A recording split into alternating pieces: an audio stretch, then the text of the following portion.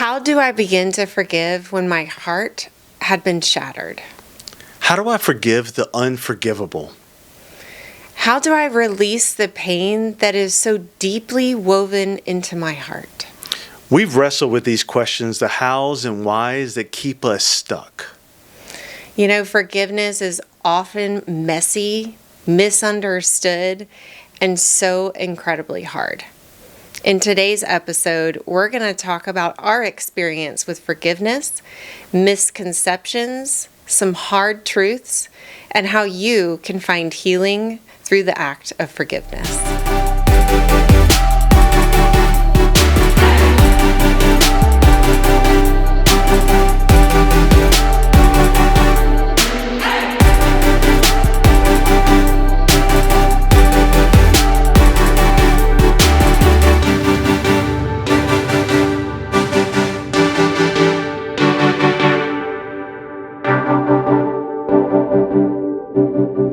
I had no intentions of ever forgiving Travis.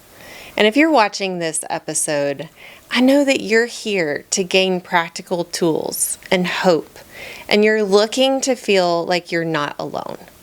That was me too. I didn't want to feel alone. And we don't want you to miss out on any of the healing tools that we're providing here on this channel because we're dedicated to you, to your healing, to your marriage healing. So hit subscribe, and then you won't miss out on the valuable tools that we're doing every single week. And in season 3, we're going to have even more healing that we're going through. So hit that subscribe button, but think of it as subscribe to your healing. So back to the reasons why I didn't want to forgive you. There was so many reasons why. I felt like you didn't deserve it. I felt like you're going to do it again if I forgive you because it just lets you off the hook. And I knew that I could never forget what happened. And as long as I'm remembering, I can't forgive you. Right. Because it's too fresh, it's too painful. I didn't approve of what you did, and I felt like forgiveness would be condoning that or approving of it. And I certainly didn't feel like forgiving you. I felt the opposite, like never forgiving you. I felt like I can't trust you. Or I felt like I can't forgive you because I can't trust you. So when I can trust you again, I can forgive you then. I felt like I did not want to give you my satisfaction any satisfaction of forgiveness. Like it was something for me to kind of hold on to over your head as a way of letting you know you're not off the hook. Like this is not over. We're not done. I'm not healed. I felt like, who's going to keep you accountable if I forgive you? And again, that just goes back to you'll probably do it again. And then this one really was there for me is I just need time. I need time to forgive, and I need time to heal before I can do that. And it literally justified every bit of my pain. Yeah.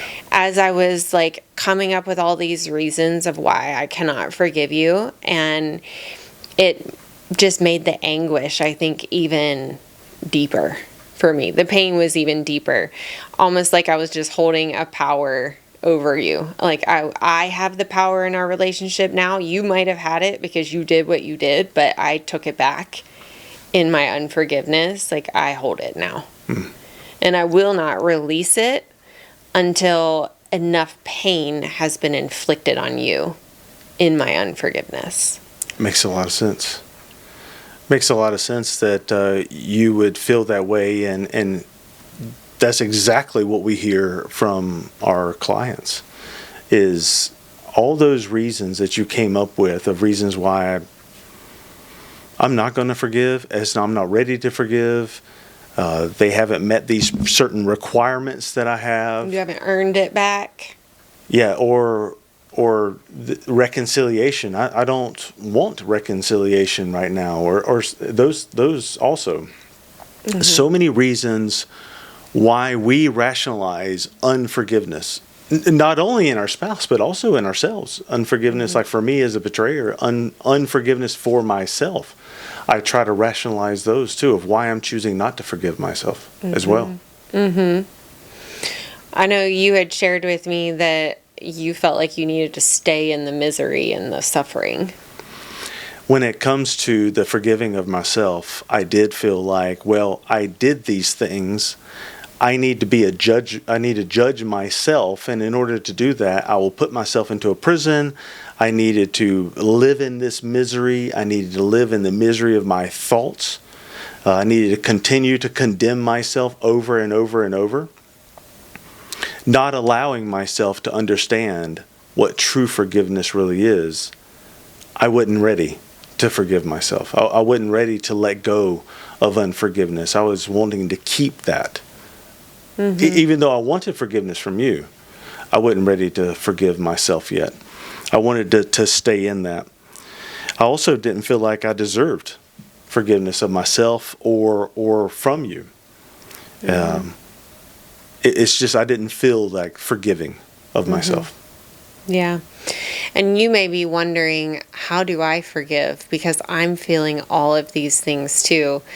And for me, I had created a really long list for you of how you were going to earn my forgiveness. Right. And I just feel so terrible that I did that, first of all, because it was just my misconception about what forgiveness really is. But I just wasn't even willing to consider it until you had earned it back, buddy. You were going to have to work for it. And I don't know how long that could have lasted. I was prepared to work for it, and I was you were. prepared to tackle this list. It just seemed unattainable. It was. It wasn't something you could obtain. And I will never forget Dr. Gary Chapman, the author of the 5 Love Languages, because he changed my life forever around forgiveness. We had the opportunity to sit down with him just days after I had found out. And I remember saying to him, how can I ever forgive him for what he did? Because it's the one thing that I knew I did not have it in me to forgive. And that's when he started sharing with me things that felt like I was hearing them for the first time. I probably had heard them before in my life, but they hadn't sunk in because there wasn't a reason, and I had a reason. He was so kind and loving, He too. was so gentle with me, and he just shared with me that forgiveness is not a feeling, that I'm never going to feel like forgiving. And you may never feel like forgiving. It is actually a decision, a choice that I have to make. And through our journey and becoming marriage coaches, we've learned that there's 2 different kinds of forgiveness. And it made so much sense to me when I understood that there is decisional forgiveness. And that's the forgiveness that Jesus Christ calls us to in the Bible, forgiving 70 times 7. That means endlessly, because it is good for me, it's meant for me, and it's meant for my healing. That's the decisional forgiveness. And it really is just making a choice, choosing to forgive. You can do it just like that. And your heart will shift immediately in your choice. Then there's emotional forgiveness, and that's ongoing. That's like you're forgiving all the time. Your emotions come up. It's, again, choosing forgiveness every single time, and that takes time for the emotions to start to feel forgiving. And that's what Dr. Gary Chapman said, is he said, once you make the choice, your feelings will follow. It just may not be right away. That's right. It may take some time because emotions need a lot of processing. That's right. And caring for in betrayal. Because they are important. Your emotions are important. That feeling of unforgiveness you have is important to look at, to recognize, to deal with those things. Not to shove them away, not to put them away, But your emotions and processing your emotions is extremely important. It is. And it was like I couldn't reconcile the two. Like, how do I still make my emotions important when they're telling me I can't forgive? And that's when he said, picture Jesus's blood washing over you and Travis. And he asked me, have I ever sinned? And I obviously, yes, I have. Have you ever needed forgiveness? Yes, I have. And that Jesus forgives me all the time without earning it. That's right. It's freely given. That's right. And then who am I to be the one to hold on to unforgiveness over you like you don't deserve it, but yet I can get it freely? And I felt this rebuke in my heart of like, who am I to feel like I am more superior than you, that you don't deserve it, but I do? When Jesus died for both of us, he died for you, he died for your spouse. And as I was picturing your blood washing over you, Jesus' blood washing over me. Not your blood. That's right. Jesus' blood washing over you. Amen. I was watching him cleanse you and purifying you in that forgiveness. And it gave me a new picture of that's something that I can allow you to receive, is forgiveness, who Jesus died for that. Yeah. And then he shared with me that unforgiveness is like drinking a poison, hoping the other person dies. And the poison is what I'm drinking and holding it over you, that it will kill me. It will eat me from the inside out. It is a stronghold. And it turns into resentment and bitterness. And do you know someone who has bitterness? Do you know what they're like? How they act, how they treat people around them? I do. I'm very familiar with bitterness. And this person that comes to my mind, I never, ever want to be like them.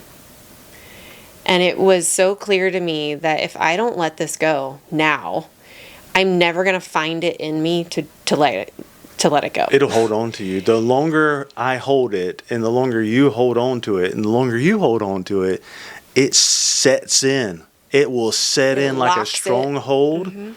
And it's meant to be that way. It is a lie from the enemy. Well, I mean, I've heard people say bitterness, that's just who they are. That's how they are. And it has become who they are. Yes. Because it takes over. And I could see that my pain was so deep that if I didn't choose to let it go now, just 4 days in, I was never going to let it go. I knew it. Yeah. And I told Dr. Chapman that I've never forgiven in my entire life. I've always thought it was supposed to be earned. It wasn't like my parents taught me that, but in the way that they parented me, that's what I received is, forgiveness has to be earned back. Like, you don't just get it. Yeah. And so that was my interpretation of this circumstance. And I realized that that's not who I wanted to be, that I want to heal. I didn't think it was possible at the time because it was still so early, but I will never forget. I wrote it in my journal. I'm choosing to forgive right now. And it was instantaneous what happened in my heart. And it was a shift, and I remember coming to you and giving you a hug, which I think was the first hug I gave you. Shocking for me. And I told you, I'm not there, but I'm making the choice to forgive. Like, my feelings aren't there, but I'm making that choice. And we just held each other and cried. Yes. I don't know what that did to you. I don't know that you've ever actually shared. I don't mind sharing, but it was instantly, I melted. I melted inside thinking how strong of a woman you are and how powerful that is that you would make that choice to forgive me. It felt like, wow, what a gift that you would give me when I know I have done so much to hurt you. Yeah. Thank you for that. You're welcome. I think it's important for anyone who's walked through betrayal to really see the importance of letting go of unforgiveness. And that, a lot of the reason why we don't forgive is literally lies from the enemy. It's things that we've learned growing up and they're not true about forgiveness. And so in our Walking Through Betrayal program, we really outline exactly what forgiveness is, what it is not, how to process through it, how to have decisional and emotional, and walking through that on a daily basis, because it was the emotional forgiveness that was so hard for me to continue to choose forgiveness. The decision actually was the easiest part, and that's what gave me the most healing. The rest of it took time, and it was a process of continuing to make that choice over and over. You're right. The reason we love is because God first loved us. The reason we forgive is because God first forgave us. Mm-hmm. He is our model. We are made in His image. We are image bearers of Him, and He is our example. Yes. And so He gives us the example that He chooses to love, so we are to love. He chooses to forgive, so we are to forgive. It's actually for us to forgive. It's actually for us to love. Yeah. So the first step to do that is to first repent to the Lord. Please forgive me. I am so sorry for holding on to unforgiveness. God, I want your healing and I want your forgiveness over my life. And I choose to receive that right now.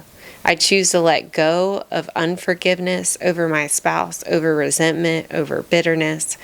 And God, I receive your healing in place of that.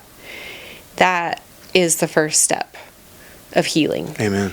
And it's powerful. It will reunite you as a couple. I mean, it connected us almost immediately. It did.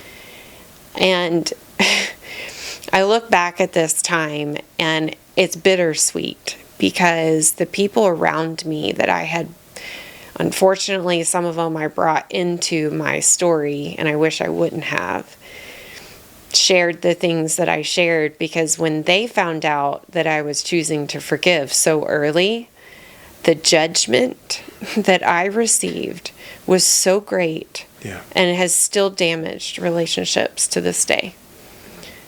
Relationships that are close to me. Yeah. And I've had to really let that go as well, because it's not up to them. They're not the ones that were suffering from unforgiveness. It was me. I was dying from the inside. And had I not made that decision, I would not be where I am today. And God would not have worked in my life the way He has, like radically worked in my life. Amen. And so who cares what other people think about whether you forgive your spouse for betrayal or not? It's not up to them. It is not their choice to make. It's yours. And I just want to encourage you, make that choice today. There's healing available in that, and it's worth it. I know it feels like holding on is what is necessary, but I promise you that when you let go, you then have open hands to actually receive the healing that God has for you. That's right. And when that does happen, it does allow for us to have empathy and see each other's humanity. Mm-hmm. When that unforgiveness, unforgiveness is a block. It's a sin and it's a block. Yes. When that's gone and you've repented of that, it does allow the opportunity for us to see each other's humanity, empathy for each other, see the pain that each other has. It opens up the ability for restoration, reconciliation. Right. Mm-hmm. It's often important to set effective boundaries and safeguards within the relationship, and I got all that confused with forgiveness. But it is separate. It is to prevent future injury to the relationship. And so you may need to do that. You may need to set safeguards and boundaries to protect your marriage so you never end up here. And then something we say on every episode is you need support from experts. You need people to walk with you through this journey and help you navigate the crazy things that come up from betrayal. All the stuff. But there is hope. There is hope that when you choose to forgive, your healing will follow, and your spouse's healing may follow as well. Forgiveness is necessary. It is important. It's for you. It's for your healing. It is a gift to your spouse to be able to forgive. Being able to forgive unlocks or takes away the block between you and God and you and your spouse. It does. It's essential. Let's go into Subscribers Corner.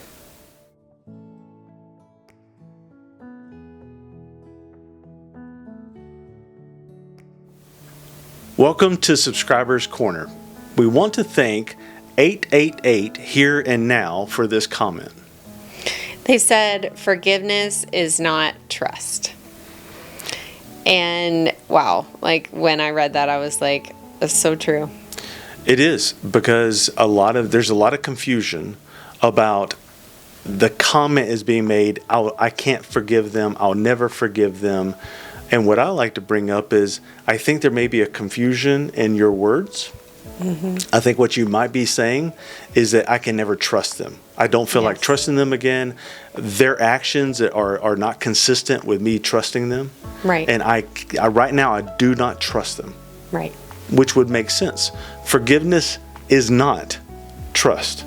Forgiveness is separate. Right. What I coach the wives that I work with is, it's like you have two hands here.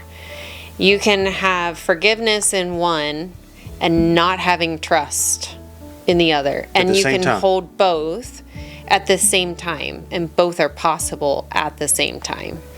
When you have unforgiveness and you're like misconveying, I don't even know if that's the right word, misaligning what it really means, and you're preventing yourself from moving forward in forgiveness, then it's all confused. Like, well, you mentioned earlier, forgiveness is not something that needs to be earned. Trust is. Yes. So forgiveness is a choice. It's a choice, then your emotions will follow. Trust is something that does need to be earned. The reason it needs to be earned is because the person that you no longer trust has to earn the trust, and their words and actions have to consistently line up with who it is they're committed to being. And then as that happens, you will learn to trust more and more and more. You'll start opening your heart to them more and more and more. But the forgiveness is completely separate, completely different.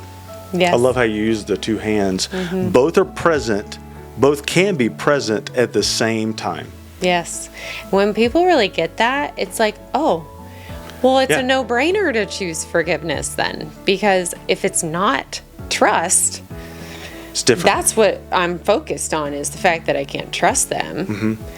And they're not the same thing. Yeah, a lot of times it's just a definition difference of getting clarity in our head about what it really means. Yes. We just want to thank you for your comment on our channel and offer you a free gift of our Walking Through Betrayal program. So if you'll just email us in the next 48 hours to claim your gift. This concludes season 2. This has been a season of being vulnerable, raw, real, like us really giving you our story, how we've walked through this process. I'm really excited about season 3, what that's going to bring. Yes. I'm actually excited to close the door to this season. Me too. It has been a challenge for us to really get back in the depths of the pain. Yeah, I don't care for it, but I want to do it. I want to do it for necessary. You. It has been healing for me to go through this process. It has. And I'm excited to be finished. Yeah, and it's been fun to put the enemy in his place as he has tried to stop us in this season. Over and over. Because he has. We've had a lot of growth. We have had a lot of groove. We've had a lot of groove. Way to go, babe. But in season 3, we're going to show you how we found that hope in our own healing step by step. So we're not done talking about this. We're going to continue on this journey. And you want to follow along. Do yourself a favor and be sure and hit those notifications so that you get a notification saying we put out a new video. It is for you. It's for your healing. And that's what we're dedicated to here. At this time, I think we have almost 600 videos you can go choose from to look at. Lots of resources that are free. You can also go to our website, thenoblemarriage.com. Several resources there as well. I also want to encourage you to go back and watch season 1. If you started in season 2, season 1 is our story. It's the backstory before the betrayal, and you'll find a lot of healing in that because we share why we ended up where we did. So don't leave season 1 out, but also look forward to season 3 that's coming. Let's go to gratitude. Let's do it. Okay, I'll start. Yes.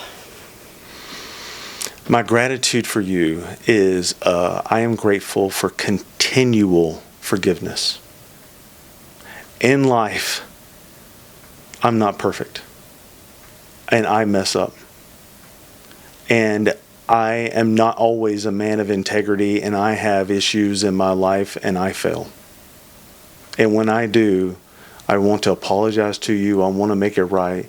And I appreciate that through life, just a continual heart posture of loving and forgiveness as we just work on our life and marriage together. Mm. I think it requires a continual forgiveness in life and in marriage. Yes. Because I do and say things that aren't my best self. And I'm so grateful that you choose to forgive me. Thank you. I received that. You're welcome. It was a gift to myself. Yes, it is. Every time I do it, it's a gift to myself. It's a great way to put it. Yeah. Today, I'm just grateful for the power of Jesus, that he did what he did. I've got a frog in my throat. So that I can just choose forgiveness for you. And I'm grateful for how you showed up with a repentant heart, how you were humble. You were willing to earn my forgiveness if that's what it meant. You were unapologetically like, I'm in this marriage and I'm committed to you and fixing the brokenness. And I just am so grateful for that because it allowed me the space to forgive. I know so many spouses who are blaming and making excuses, and it just makes it that much harder. Yeah. For the betrayed spouse to forgive. So I feel like you just made it really easy for me. Thank you. Yeah, thank you. I appreciate that. Let's give them hope. Wrap us up. All right. Frogs. I always do this part, so let's see how you do it. There is hope in your marriage. There is hope in your marriage, no matter the level of intensity or the things you're going through.